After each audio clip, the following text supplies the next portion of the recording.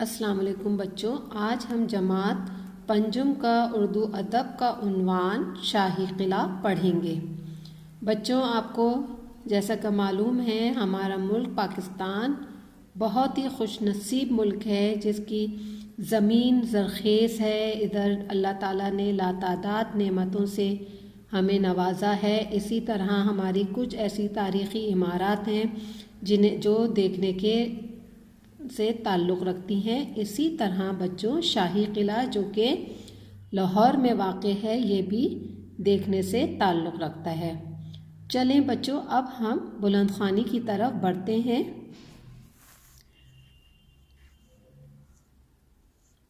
پاکستان ایک ایسا خوش نصیب ملک ہے جس کو اللہ تعالیٰ نے ہر طرح کی نعمت سے نوازا ہے۔ اس میں پہاڑ، ریگستان، زرخیز زمین، زرخیز میدان، دریا، سمندر، ہر طرح کے موسم اور معدنیات وغیرہ سب کچھ شامل ہیں۔ ایک اور خاص بات یہ ہے کہ ہمارے ملک میں بہت سی ایسی تاریخی عمارات موجود ہیں جو ہمیں مختلف تاریخی ادوار اور واقعات کی یاد دلاتی ہیں۔ ان عمارات کو دیکھنے کے لیے دنیا بھر سے سیاح آتے ہیں۔ یہ تاریخی عمارتیں پوری دنیا میں اپنی مثال آپ ہیں۔ ان عمارتوں کو شمار کیا جائے تو طویل فہرست بن سکتی ہے، مثلاً بادشاہی مسجد، مینار پاکستان، شاہی قلعہ، شالیمار باغ، مقبرہ جہانگیر، قلعہ روہتاس، درہ خیبر، ہرن مینار وغیرہ۔ بچوں، اللہ تعالیٰ نے ہمیں بہت سی معدنیات، یعنی ہماری زمین جو ہے زرخیز ہے، اور اس سے پیدا ہونے والی جو بھی فصلیں وغیرہ ہیں، اللہ تعالیٰ نے ہمیں ان نعمتوں سے نوازا ہے۔ اس کے ساتھ ساتھ ایسی چیزیں بھی ہیں ہمارے ملک میں جن کو دیکھنے کے لیے، ایسی تاریخی عمارات ہیں جن کو دیکھنے کے لیے سیاح، یعنی سیاح انہیں بولتے ہیں جو دوسرے ملکوں سے یا شہروں سے ان جگہوں کو دیکھنے کے لیے آتے ہیں، انہیں سیاح کہا جاتا ہے۔ تو اسی طرح ہمارے ملک میں بہت سی ایسی مسجدیں ہیں، تاریخی عمارات ہیں جنہیں دیکھنے کے لیے سیاح دور دور سے آتے ہیں۔ ان عمارات میں ایک اہم عمارت شاہی قلعہ ہے جو لاہور میں واقع ہے اور مغلیہ دور حکومت میں تعمیر کروایا گیا تھا۔ اب بچوں، کیا ہے یہ جو ہماری شاہی قلعہ ہے، اسے مغلیہ دور حکومت میں اس کو تعمیر کروایا گیا تھا۔ اب بچوں، اس کا شرقاً اور غرباً تقریباً 450 میٹر، عرضاً شمالاً جنوباً 350 میٹر ہے۔ گویا یہ ایک مستطیل عمارت ہے۔ اس کے سامنے شاہی مسجد ہے۔ اب بچوں، اس کا جو یعنی شرقاً یعنی شرقی اور غربی جو ہے، اس کا جو 450 میٹر عرض یعنی لمبائی اور چوڑائی جو ہے، شمالاً اور جنوباً جو ہے 350 میٹر، ایک مستطیل عمارت ہے۔ اس کے سامنے کیا ہے؟ شاہی مسجد ہے۔ اس قلعے میں لمبے چوڑے زینے ہیں جن سے ہاتھی گزرا کرتے تھے، اس لیے ان کو ہاتھی پول یا ہاتھی پڑ بھی کہتے ہیں۔ یہ مغل بادشاہ شاہجہان نے بنوائے تھے۔ یہ قلعہ بہت بڑا اور اونچی اونچی دیواروں والا ہے، زیادہ تر چھوٹی چھوٹی سرخ اینٹوں سے بنا ہے۔ اب یہ بچوں اتنے چوڑے زینے تھے کہ جن سے ہاتھی گزرا کرتے تھے، اور یہ کس نے بنوائے تھے؟ شاہجہان نے بنوائے تھے۔ یہ بہت اونچی اونچی دیواروں والا ہے، بہت بڑا ہے۔ آپ ان کو دیکھیں گے تو بہت ہی خوبصورت لگتا ہے، اور اونچی اونچی سرخ اینٹوں سے بنا ہوا ہے۔ شاہی قلعے کے دروازوں اور دیواروں پر بہت خوبصورت بیل بوٹے بنے ہوئے ہیں جو خوبصورتی کے لحاظ سے بے مثال ہیں۔ اس کام کو کاشی کاری کہتے ہیں، جو مسلمانوں کی کئی تاریخی عمارات کا خاص حصہ ہیں اور صدیاں گزرنے کے باوجود خوبصورتی اور دلکشی کے باعث خصوصی اہمیت کی حامل ہیں۔ اب بچوں ان کی دیواروں اور دروازوں پر بہت ہی خوبصورت بیل بوٹے یعنی بہت ہی مینا کاری جو کہتے ہیں کاشی کاری، بہت ہی خوبصورت کام کیا گیا ہے۔ ان عمارات کا یہ خاص تاریخی عمارت کا خاص حصہ ہے جو صدیوں گزرنے کے باوجود اس کی خوبصورتی اور دلکشی ابھی تک اہمیت کے حامل ہیں۔ قلعے کی ایک خاص بات اس کا شیش محل ہے۔ یہ محل سنگ مرمر کے ستونوں سے بنا ہوا ہے۔ اس کے دونوں جانب دالان ہے۔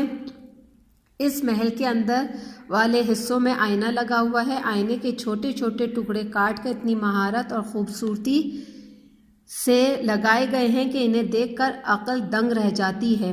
اب کیا ہے بچوں، اس قلعے کی کیا خاص بات ہے؟ اس کا شیش محل ہے۔ یہ محل سنگ مرمر کے سے بنا ہوا ہے۔ اس کے دونوں جانب دالان ہیں، لمبے لمبے صحن ہیں، بڑے ہیں۔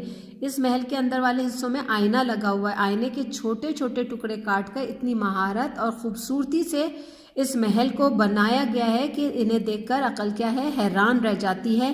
ان آئینوں میں مختلف رنگ استعمال کر کے خوبصورت بیل بوٹے بنائے گئے ہیں۔ شیش محل کے ساتھ والے کمرے شیش پہلو کہلاتے ہیں۔ ان کمروں کو ٹھنڈا کرنے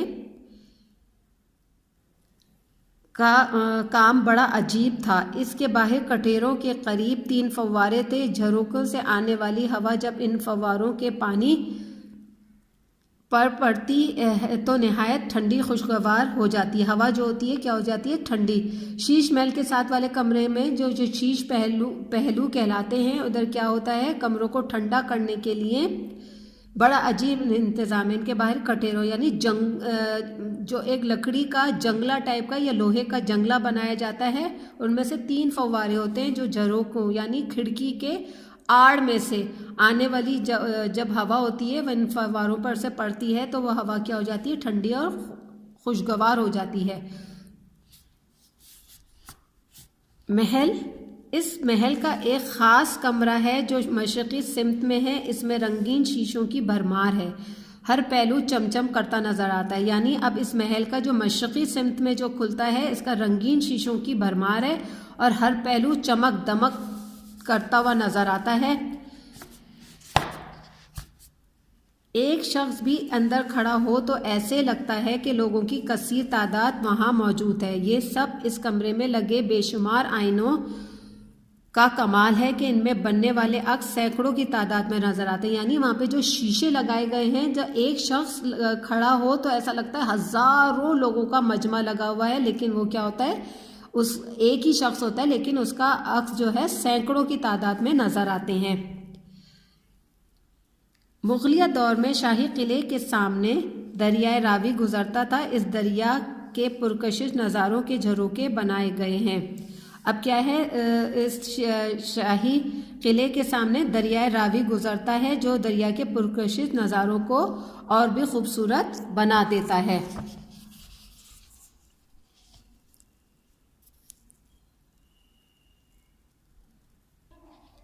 جن میں سنگ مرمر سے بنائی گئی جالیاں لگی ہوئی تھیں۔ ان جالیوں کے ڈیزائن اپنی مثال آپ ہیں۔ اب کیا تھا؟ ادھر جالیاں لگی ہوئی تھی اور ان جالیوں کے ڈیزائن بھی اپنی مثال آپ ہیں، یعنی بہت خوبصورت تھے۔ نولکھا اس قلعے کا ایک اہم حصہ ہے۔ عمارت کے اس حصے کی چھت پر اتنی نفاست اور خوبصورتی سے کام کیا گیا ہے کہ اس کی مثال اور کسی جگہ نہیں ملتی۔ یعنی اس قلعے کا نولکھا جو ہے ایک اہم حصہ ہے۔ عمارت کے حصے کی چھت پر اتنی نفاست اور خوبصورتی سے کام کیا گیا ہے کہ اس کی مثال کہیں بھی نہیں ملتی۔ یہاں تک کہ مغلوں کی اپنی بنائی دیگر عمارات میں بھی ایسا کام نظر نہیں آتا۔ اس کی چھت کے کنگرے پہ بے حد خوبصورت ہیں۔ یہ سنگ مرمر اور سنگ موسیٰ سے بنائی گئی تھی۔ اس میں نگینے اور قیمتی پتھر جڑے ہوئے تھے۔ یہاں پچی کاری کا کام بہت حد تک موجود ہے۔ اب چھتوں پر بھی خوبصورت سنگ مرمر سے اس پہ یعنی بہت ہی باریک کام کیا گیا ہے جو نگینے کی طرح خوبصورتی، ایسا لگتا ہے نگینے خوبصورتی سے جڑے ہوئے ہیں۔ مغل بادشاہوں نے عمارت بنانے پر خصوصی توجہ دی اور ہر عمارت میں حوض، فوارے اور سرخ اینٹوں کا خاص خیال رکھا ہے۔ اب کیا ہے، مغل بادشاہوں نے جو عمارت بنائے ہیں اس میں عمارت میں حوض اور فوارے اور سرخ اینٹوں کا خاص خیال رکھا گیا ہے۔ قلعے میں شاہ برج اور نولکھا کے درمیانے راستے میں خوبصورتی کے ساتھ اینٹوں کی چٹائی کی شکل میں چنا گیا ہے۔ ٹھنڈے اور گرم پانی کے تالاب الگ الگ تھے۔ نہانے کے لیے بھی حمام بھی اس عمارت میں موجود ہیں۔ اب کیا ہے، نہانے کے لیے بھی گرم پانی کے تالاب الگ الگ تھے اور حمام بھی اس عمارت میں موجود ہیں۔ مغل بادشاہ جہانگیر کی خوابگاہ دیوان خاص اور دیوان عام کو دیکھ کر آنکھیں کھلی کی کھلی رہ جاتی ہیں۔ قلعے کے حصے کشادہ، دلکش، بلند اور خوبصورت ہیں، جنہیں دیکھ کر مغل بادشاہوں کی فن تعمیر میں دلچسپی اور ان کے شوق کی داد دینے کو جی چاہتا ہے۔ یہ عمارتیں ہماری تہذیب و ثقافت کا اہم حصہ اور خزانہ ہیں۔ مغلوں کی حکومت کے بعد ان کا ویسا خیال نہیں رکھا گیا جیسا اس دور میں رکھا جاتا تھا۔ انگریزوں کی حکومت کے دوران ان کو بہت نقصان پہنچایا گیا۔ اب کیا ہے بچوں، یہ جو عمارت ہے مغل بادشاہوں نے جو اپنی تعمیر کا میں دلچسپی سے بنوایا گیا تھا، ان کی شوق کو داد دینے کو دل چاہتا ہے، یعنی ان کی تعریف کیے بغیر یہ آگے ہم نہیں بڑھ سکتے کہ بہت بہترین کام کیا گیا ہے۔ لیکن جو مغلوں کے حکومت میں ان عمارت کا خیال رکھا جاتا تھا، اب ویسے نہیں رکھا جاتا۔ انگریزوں کی حکومت کے دوران اس کو بہت نقصان پہنچایا گیا ہے۔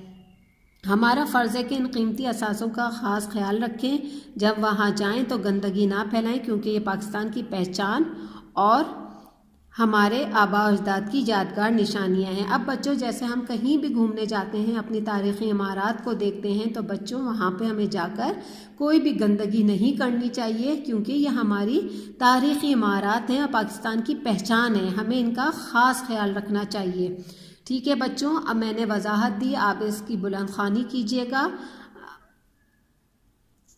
اب بچوں یہ اس کے الفاظ معنی ہیں: تاریخی ادوار، قدیم زمانے، طول، طویل، بڑا، عرض، چوڑائی، دالان، صحن، کٹہرے، لوہے یا لکڑی کا جنگلہ، چمچم، چمک دمک، پہلو، گود یا بازو، جھروکے، کھڑکی کی آڑ، کنگرے، کنارے، پیچیکاری، نقش نگاری۔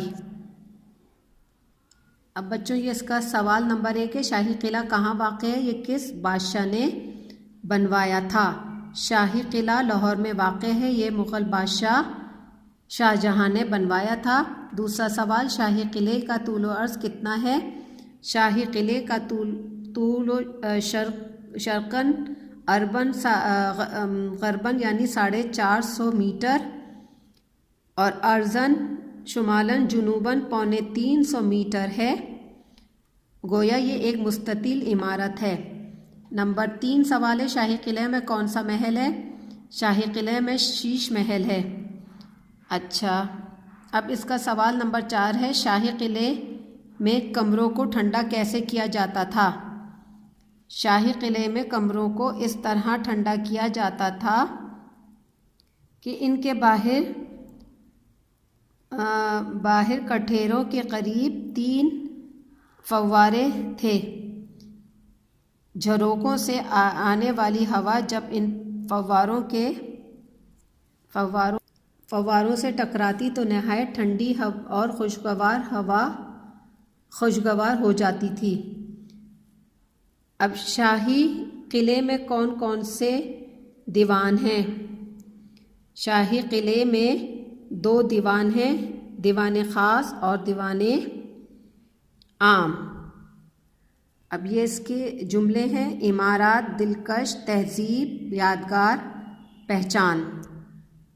اب بچوں یہ صفحہ نمبر 122 ہے، یہ آپ کتاب میں کریں گے، ٹھیک ہے؟ تاریخی عمارتوں کے سامنے ان کا نام لکھیں جہاں یہ موجود ہیں، ٹھیک ہے؟ یہ ساری عمارتوں کے نام آپ کو ان کے آگے لکھنا ہوگا کہ کہاں یہ موجود ہیں۔ نہایت توجہ کے ساتھ، بہترین خوشخطی کے ساتھ اس کام کو مکمل کریں گے۔ السلام علیکم بچوں، آج ہم جماعت پنجم کا اردو ادب کا عنوان تفہیم یعنی خاموش محسن پڑھیں گے۔ تفہیم کا عنوان ہے خاموش محسن۔ اللہ ڈینو ایک یتیم لڑکا تھا۔ وہ بہت چھوٹا تھا تو اس کے والدین انتقال کر گئے۔ اس کی پرورش اس کی نانی نے کی تھی۔ اللہ ڈینو دریا کے کنارے ایک چھوٹی سی بستی میں رہتا تھا جس میں کل 15-20 گھر تھے۔ سب غریب مچھیرے تھے اور دریا سے مچھلیاں پکڑ کر گزر بسر کرتے تھے۔ اللہ ڈینو کو ماہی گیری آتی تھی، لیکن نانی کی بیماری کی وجہ سے وہ گھر پر ہی مچھلی پکڑنے کا جالا بنتا تھا اور اسے بیچ کر گزارا کرتا تھا۔ اب کیا ہے بچوں، اللہ ڈینو کیا تھا، ایک یتیم لڑکا تھا، اس کے ماں باپ مر چکے تھے، وہ بہت چھوٹا تھا تو اس کے والدین انتقال کر گئے تھے۔ اس کی پرورش یعنی اس کو جو اس کی نانی نے اس کو پالا تھا۔ اللہ ڈینو کیا تھا، دریا کے کنارے ایک چھوٹی سی بستی میں رہتا تھا جس میں کل 15-20 گھر تھے اور سب کون تھے، مچھیرے تھے، جو مچھلیاں پکڑتے ہیں انہیں مچھیرے بولتے ہیں۔ دریا سے مچھلیاں پکڑ کر گزر بسر کرتے تھے۔ اللہ ڈینو کو ماہی گیری آتی تھی، مچھلیاں پکڑنے آتی تھی، لیکن کیا تھا، وہ نانی کی بیماری کی وجہ سے وہ گھر پر ہی مچھلی پکڑنے کا جال بنتا تھا اور اسے بیچ کر گزارا کرتا تھا۔ اللہ ڈینو پیدائشی طور پر بولنے کی صلاحیت سے محروم تھا۔ کچھ دنوں سے نانی بیمار تھی، انہیں شدید کھانسی کا دورہ پڑا۔ پانی پلانے کے لیے اٹھا تو اس کی نظر دریا پر پڑی جس کی خوفناک لہریں بھری ہوئی تھیں۔ اللہ ڈینو کیا تھا، پیدائشی طور پر بولنے کی صلاحیت یعنی بول نہیں سکتا تھا۔ کچھ دنوں سے نانی بیمار تھیں تو انہیں کھانسی کا شدید دورہ پڑا۔ پانی پلانے کے لیے اٹھا تو اس کی نظر دریا پر پڑی جس کی خوفناک لہریں بھری ہوئی تھیں، یعنی بہت خطرناک حد تک دریا کی لہریں بہت جلدی یعنی بھری ہوئی تھی، آگے پیچھے کر کے آ رہی تھیں ساحل پر۔ ایسا لگتا تھا کہ خطرناک موجیں بستی تک پہنچ جائیں گی۔ بستی کے تمام لوگ سو رہے تھے۔ وہ سوچ رہا تھا کہ سیلابی ریلا بستی کو بہا لے جائے گا۔ اس نے دل ہی دل میں دعا کی۔ اب ایسا لگتا تھا کہ یہ جو موجیں ہیں، خطرناک موجیں بستی تک پہنچ جائیں گی اور بستی کے تمام لوگ جو تھے وہ سو رہے تھے۔ وہ سوچ رہا تھا کہ سیلابی ریلا بستی کو بہا کر لے جائے گا۔ اس نے کیا کیا، دل ہی دل میں دعا کی۔ اچانک اس کے دل میں ایک خیال آیا۔